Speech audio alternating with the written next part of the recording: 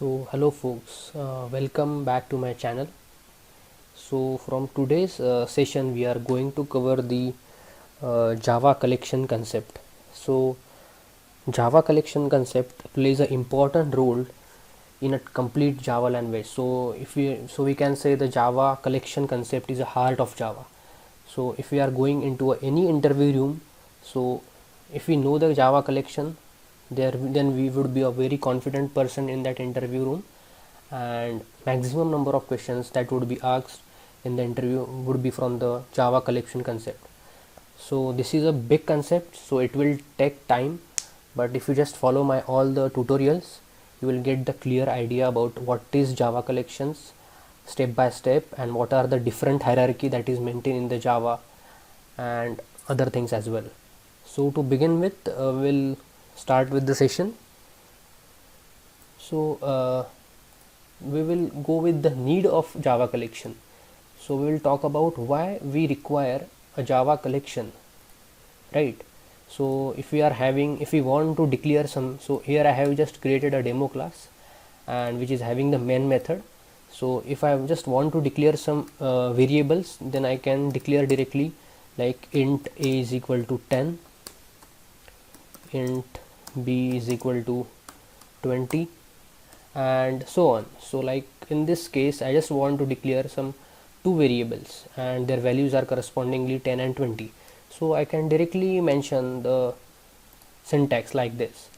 But if my program requires some 100 values of variables, like I need variables which are 100 in value, so I need to mention the name of each and every variable, just like I have mentioned here, int a is equal to 10. So it is not a good programming practice to write each and every variable, like, and our code length would also be increased. Like if we are declaring some 100 variables, then 100 lines of code would be required just to declare some variables. So for that, the Sun Microsoft have declared the new concept that was like array. So array is like a box. When we are creating an array object, we are creating a box, and in that box we can just dump some values in it. So for example, if we are just creating an array of a specified length, so suppose if I say I have to create an array of a length 4, so this object would be created, and the default values would be like 0 0 0 for all the arrays, and here we can just put our data type. So if I want to declare some 10, 20, 30 and different numbers, so here we can just put those number, and this we can declare by a variable. So likewise array was introduced. But the problem with the array is like when we are declaring the array, so we need to declare the type of array. So if I want to declare the array of int type, then I need to mention like int, the array symbol, and the name of the array. So suppose if I give the name as array, as it is array, as array is an object, so we need to mention it with the new keyword, and the syntax is like this. So in this we need to mention the length. So if I am writing 4, then the length of the array would be 4. So in this array I can insert 4 values in it.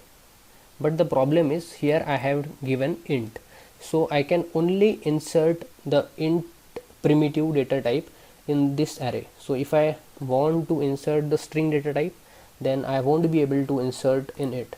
So for a string array I need to create a different array of a string type. So likewise array are the homogeneous data type, we can't insert different data types in it.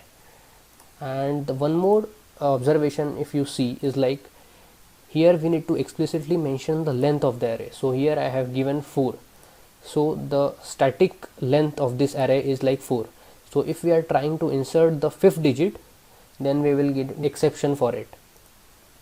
So initially when we are declaring the array, we need to mention the length of it. So this is the drawback of array. The first drawback is like we are only allowed to insert the homogeneous data types, and as well, and the next drawback is like we are not able to increase its size. Once we declare a particular size of array, then that would be a fixed size, so it is not growable in nature. So to overcome this, the Java collection concept it is introduced.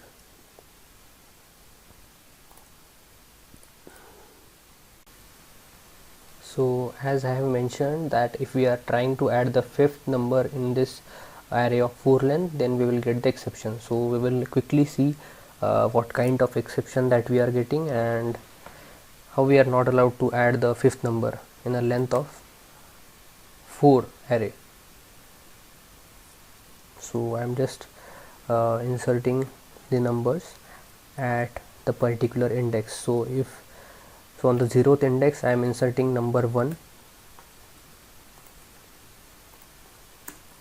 So on the first index I am inserting number 2, and on the second index I am inserting number 3, and on the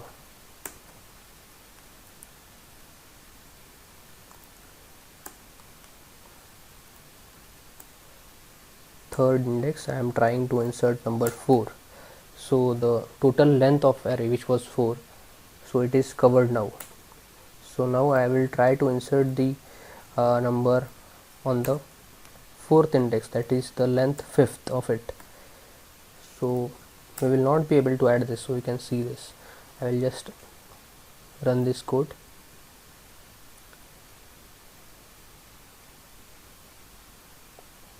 So we have got the error lat exception in thread main Java lang index out of bound exception. So index 4 out of bounds for length 4. So this says that the total length is 4 and we are trying to insert the fifth number as well. So this is the issue with the arrays. We are fixed with the size initially. Later on we can't increase the size. If we want to increase the size, we need to create a new array explicitly.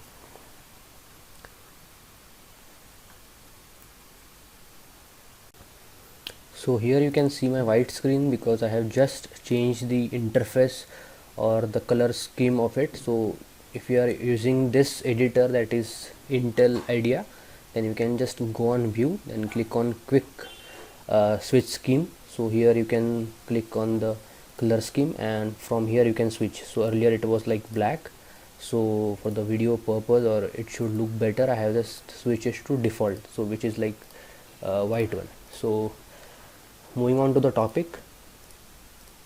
So like arrays, we discussed there are some disadvantage of it. So for that a collection framework is there.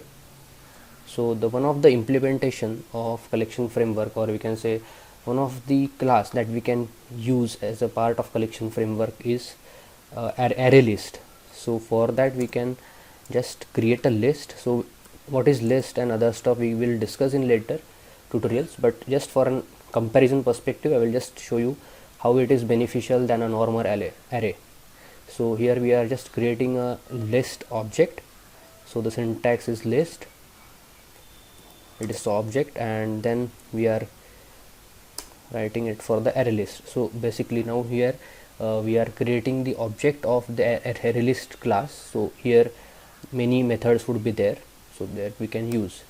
So in the arrays, when we create an array, so there we don't get any default methods of just sorting, adding and other stuff, but here we can get the ready-made method that we can use to add an element to the array list, or we can just clear the elements, we can see contents, we can just check the content by using the equals method, we can use hash code method, index of, is empty, iterator. So there are n number of methods, you can just go through over it. So these are the ready-made methods that we get if we are using a collection framework. So this is one of the plus point as well, if we can see. So like if I want to add some objects or data types into the list that I have created, we can use the add method. So we can use add, and I can just add some string value, like I can write the name as Shubh, and then okay, then if I want to add some integer values, like then I can use add method and I can just type int value. If I want to add the boolean data type, then I can use add, and then I can use the boolean value.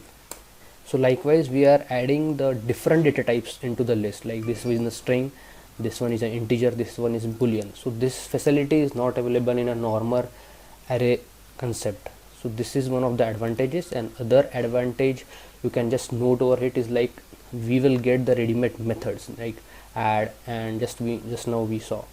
So here we have added those stuff, and if you want to just print those stuff, you can just write as out system.out.println, and we can just write print. So it will just print the list and whatever the elements that are present in the list. So I will run this program.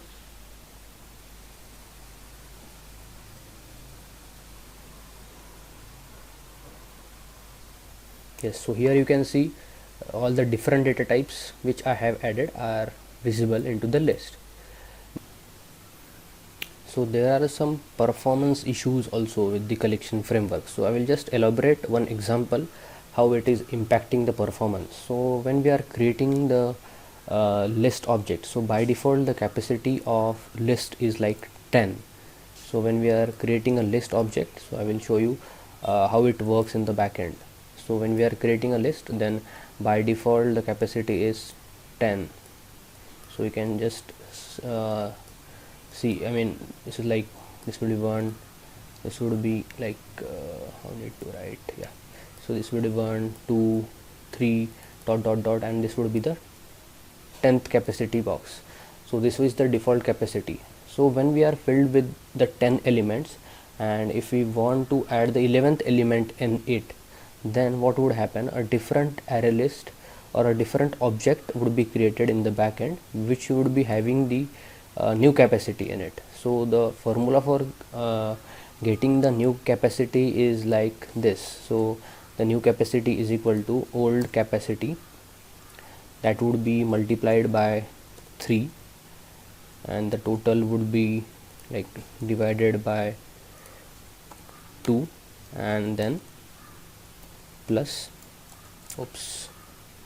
and then plus 1. So our default capacity was 10 initially, so the new capacity would be like, using this formula, it would be 16, like 10 into 3, that is 30, 30 divided by 2, that is 15, 15 plus 1, that is 16. So the 16th, so the new array list object would be created in the backend, that would be having the capacity of 16, and whatever the elements that we had added over here, so like the first 10 elements, so this all would be copied into the new object that we had created, and further that we can add the new elements as well till 16. And again if 16 is filled, then again if we want to increase the size, then the same formula would be applied, and again the elements from the previous object would be copied into the new object that we had created. So in this copying and just pasting those objects into the new array list, it impacts the performance.